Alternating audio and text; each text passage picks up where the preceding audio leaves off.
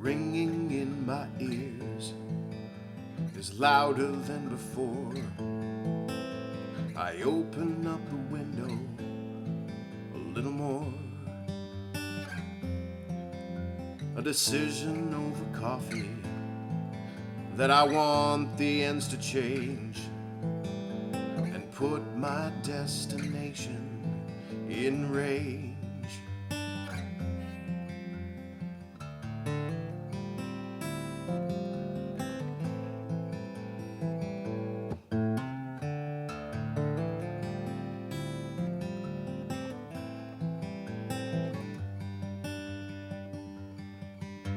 There is no deeper meaning here.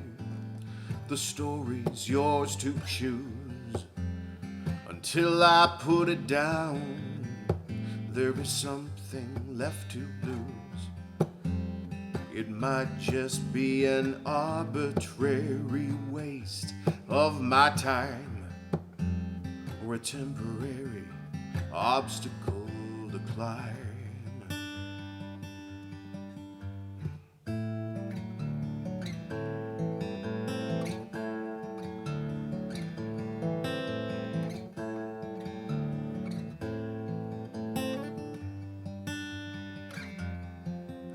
The circadian decision to wake up, work, or play keeps apathetic tendencies away. It's an exercise in intellect to channel waking dreams, and often more exhausting than it seems.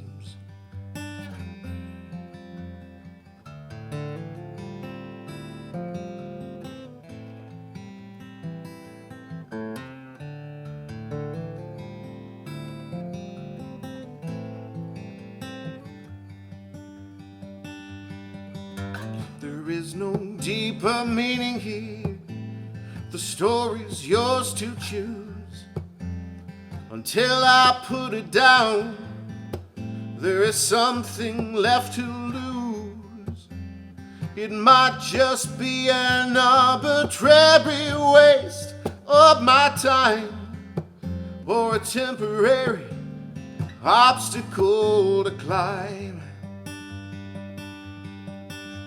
The ringing in my ears gave way to the sound of the elusive conclusion that I'd found. Pondered over coffee, I finally made the change and put my destination in range. There is no deeper meaning here. The story's yours to choose. Until I put it down, there is something left to lose. It might just be an arbitrary waste of my time. If it all amounts to nothing, it's still mine.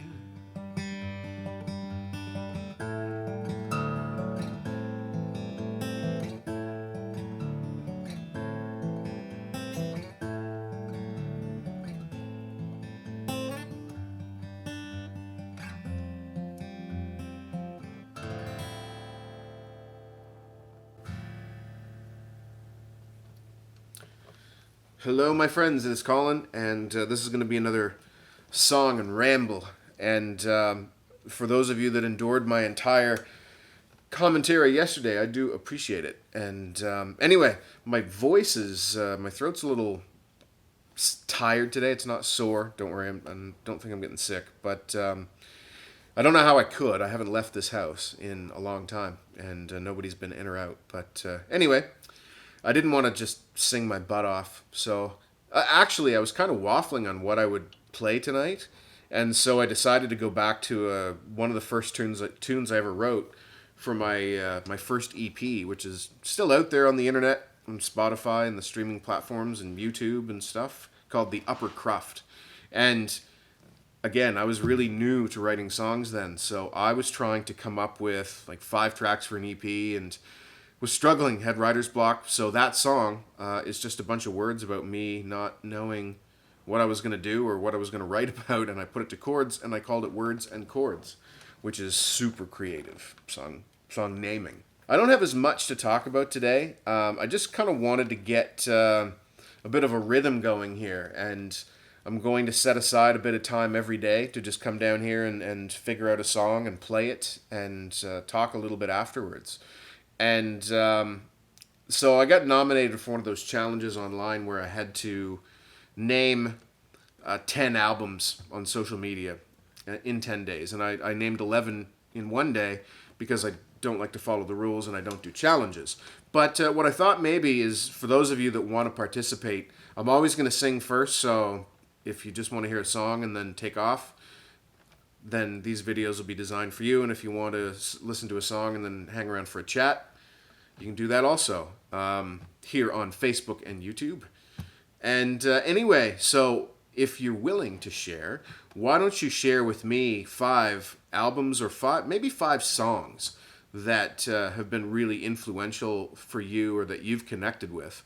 And I just want to go through and I'm going to, read all your comments and listen to a lot of the songs. And I make no guarantees, but if something comes up that resonates with me too, then I might have a go at singing that song in one of these episodes. For those of you that watched my Monday Distraction series, I do have a couple of requests that I'm working on. A couple of them like very personal requests. Somebody else wrote a song, a good friend of mine, who wants me to sing it, and I'm going to do that. But and maybe on one of these videos, but not yet. I'm ready for that. I'm just kind of going to the well of tunes that I've played in the past and dusting them off a little bit so far. And but again, we're probably in this for the long haul, and I want to keep this going. So anyway, if you could, if you like what I'm doing and you want to get a friend in on this, then please, by all means, share my videos with your friends or tag them in the comments if you think they'd like what's going on here. And I can't get out and play live, so I'm just going to try and keep a good rhythm going here online and just try and build a following. Particularly in the places that I plan to go play music in the future. So that's what I want to try and do is meet some of you virtually and connect with you in the hopes that, if I roll through town, then you'll come out to a show, we'll get to have a chat, and, that's how this business goes. And it's about, for me, it's about connecting with people, and I think it's about trying to write songs that connect with people that at least are honest from my perspective and connect with me in some way. Because obviously, I'm writing them. There's a piece of me in most of them, even though some of the character songs are fictional and they're not about me.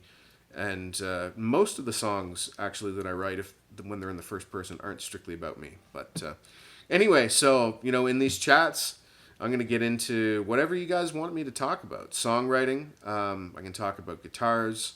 For now, I'd like to talk about some influences, and man, I'm going to leave some off the list that I posted today. I'm just going to take a quick second. I'm going to have a drink and of delicious watermelon club soda here, and I'm going to look up the list that I posted, and I'm just going to talk about that real quick, and then we'll sign off for the day. All right, so I'm back with my list of influential albums, and I'll talk a bit about them. This is by no means a definitive list. I could put so many different records and artists on a list of things that have influenced me over the years, but, we're boiling it down to 10, and I could talk all night, but I don't want to do that to you or to myself. So first on the list was Alice in Chains. I put the Unplugged record because I think that stands the test of time as one of the greatest live albums ever recorded. It really proved that their heavy rock music worked acoustically, and you could really see and hear live the inner workings of the voices between Jerry Cantrell and Lane Staley. It was a beautiful thing. Next on my list of influential albums, I put Royal Garden Blues by Branford Marsalis. I listened to a lot of jazz when I was younger. I still listen to it from time to time today. And I loved the combination of Branford Marsalis and the late Kenny Kirkland. He's one of my favorite piano players of all time. And we'll talk about one of my other favorites a little bit later. But, if you're not into jazz per se, there is a track on this album, Royal Garden Blues, by Branford Marsalis, called Dienda. And it's a beautiful instrumental. It really shows the chemistry between Branford Marsalis and Kenny Kirkland. It was beautiful. And you should check it out if you're looking for something beautiful and soothing. Next album I had on the list that came to mind was Traveler by Chris Stapleton. He really opened my eyes when I became aware of him, and it was actually a coworker of mine that introduced me. You should check out this Chris Stapleton guy. And since, I've gone back and listened to pretty near everything he's done, I think, and he's new to superstardom, but he's not new on the scene. He was writing songs for a lot of years and was in some great bands like the Steel Drivers and the Johnson Brothers before he broke out as a solo artist. And that album's just a masterpiece of vocally and songwriting. And he was just recording, I think, a lot of the back songs that he had written years ago. And he's got a huge catalog. The guy could probably make records for decades and not write a new song ever again. But I can't wait to hear more from him. I had the chance to see Chris Stapleton live last year with my good friend Eddie Young down in Bangor when I was making my first trip to play in the States, actually. So it was a pretty special occasion. Next album on the list was The Division Bell by Pink Floyd. And again, there's a lot of great Pink Floyd records. The soundscapes on The Division Bell are probably, for me, peak Pink Floyd. And I'm a little bit more on a Team Gilmore kind of wavelength just because I love his guitar playing so much. He's one of my favorite guitar players. So melodic. He doesn't always play a lot of notes, but he always plays the right notes. And yeah, pretty self-explanatory. I think that a lot of people would count Pink Floyd among their influences. Next up, I had Kurt Elling. And the album that I chose for this one was The Messenger. I first heard Kurt Elling on, I think it was like a Blue Note jazz sampler. And this would have been back in the 90s, mid-90s. And the track was Close Your Eyes. No, the album was Close Your Eyes, his first album. I'm getting scattered again. The track was called The Ballad of the Sad Young Men. And his approach to singing was awesome. I loved the way he just broke the rules, but tastefully, and his voice is something else. So if you haven't heard of Kurt Elling, then you should definitely check that out. Had the chance to see him live. He came to Fredericton for the Harvest Jazz and Blues Festival about a decade ago. And in his ensemble at the time was Lawrence Hobgood, who is another of my favorite jazz piano players. And the chemistry between those two was formidable. Next album I put on here was Mother Love Bone. And I know that they had an album called Apple, but then I think they had a couple of tracks outside of that album that they had recorded, and it was all just put together and released as Mother Love Bone after the lead singer, Andrew Wood, passed away. And that was tragic. That band was short-lived. They made some amazing music, and I discovered them when I saw the video for Stardog Champion, which is a great song, and that was playing on Much Music at the time, which would have been like Canada's answer to MTV. Back when those types of stations aired music videos, 24/7. And the next album on the list is Physical Graffiti by Led Zeppelin. And a lot of great Zeppelin albums. I picked this one because of the track 10 Years Gone. And that's something that I always listened to. It was the last thing I would listen to when I was in university before I'd have to go write an exam. And if I was struggling with something, it would first of all soothe me, and I'd listen to it a lot when I was studying a difficult concept. And then for whatever reason, if I was challenged in the exam and really couldn't recall, then I could always calm down and just listen to 10 Years Gone in my head. I kind of have the audio version of a photographic memory sometimes, and that's probably a good thing.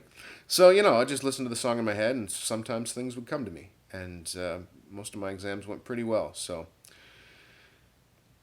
Next up, Southeastern by Jason Isbell. And I could put any Isbell record on here. That was his first sober record, and I do believe, and the first that he put together with Dave Cobb as producer.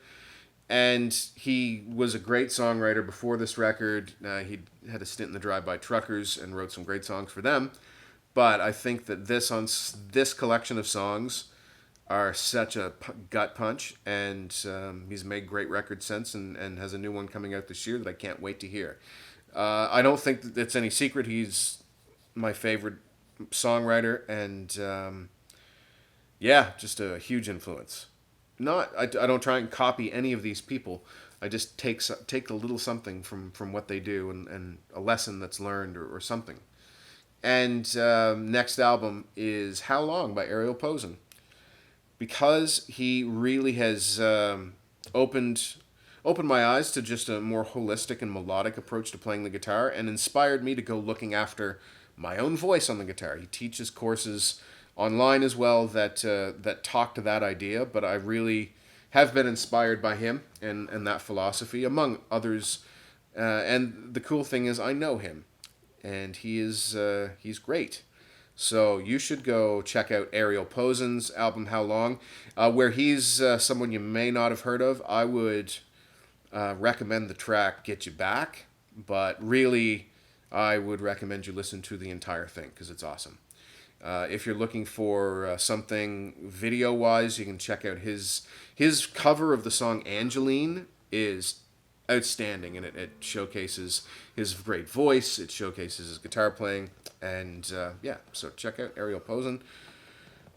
I could not have a list of influences and stuff that I love without including something from Tom Waits, and it could be a bunch of different stuff because his albums are almost like different characters in this show that is his collection of bodies of work. The one that I chose though is Bone Machine. I like that that's a little rough around the edges. It's like grungy folk, just a little industrial, and I really liked that one hit really well for me. So Bone Machine from Tom Waits. A lot of you, if you're not familiar with that album, you've probably heard the song Going Out West. And for a while, my bio on Twitter was that I know karate and voodoo too. And in reality, I know very little karate and even less voodoo. And then the final album that I put on my list is a completely instrumental album, another completely instrumental album, and that is the Aaron Copland album that includes Appalachian Spring, and or Appalachian Spring, depending on how you pronounce it in your part of the world. And I think that it's going to be a tradition here on these evening videos because we're pushing midnight by the time I hit record, and so verbal typos are going to be a real thing. It's the album with Appalachian Spring, Rodeo, and Fanfare for the Common Man. But it was the Appalachian Spring. I would listen to that. I've probably listened to that one piece of music more than I've listened to any other piece of music ever written and recorded. So, other than maybe some of the songs that I suck at playing and have to practice 1,000 times to get right, but we won't count those in this list. Anyway, so let me know. Albums, songs. I'd love to check them out. So talk to me. And we'll talk to you tomorrow. Cheers.